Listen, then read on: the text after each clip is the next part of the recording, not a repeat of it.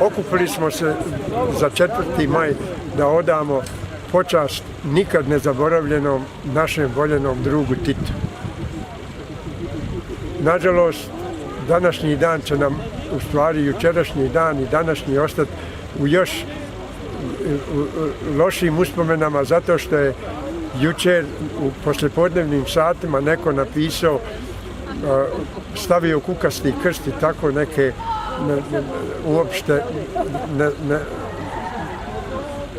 ne znam kako bi se izrazio, vrlo nepristojne oko druga Tita, tako da smo jutros u toku dana članovi udruženja sa dosta muke ovo sanirali i evo sad, bez obzira na sve, dajemo počast i sjećamo se našeg druga Tita nakon 41 godine.